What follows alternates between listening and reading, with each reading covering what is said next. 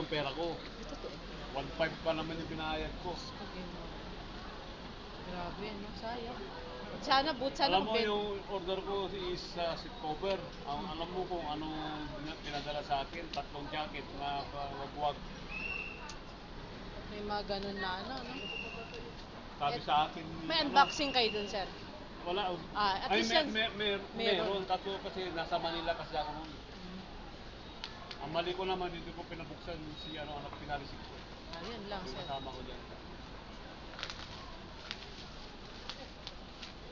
Kaya buhat nung Unboxing. oh, meron na akong inaano nila Saka na magkano rin yan, sir, no? Hindi rin naman, ano. katulad dito, 700 plus din to.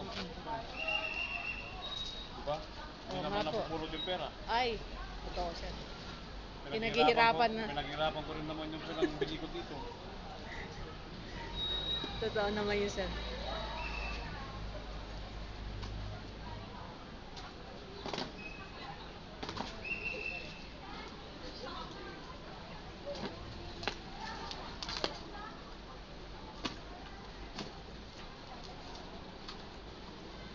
Kayo ba ulit yung nag-deliver ka nung Sabado?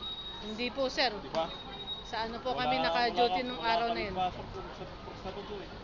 Sarado rin dito. Oo, sarado po pagka ano. Hindi po kami dito naka-duty nung Kasi yung mga kasama nyo na nakamotor, alam na nila basta Sabado. Hindi na sila nag-deliver. Yung po kanina nag-deliver na yun, yung ruta po nila talaga yun. Hindi na sila nag-deliver pag Sabado. Balot na balot, sir, ah. Handle with care talaga eh.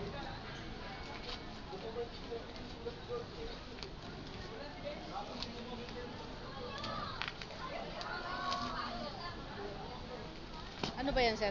Langis ko. Langis. Kaya pala, oh. Ba't nga ba medyo mahal ang langis, sir? May nag-deliver rin kami ganyan eh, mahal nga rin daw. Ano to? Engine. Kaya pala mo. Engine plus. Engine plus. Gandang klase yata, sir, kasi mga ganyan, sir. Eh. May nag-deliver nga kami ganyan, sir, last time. Ayun na. Okay na, sir?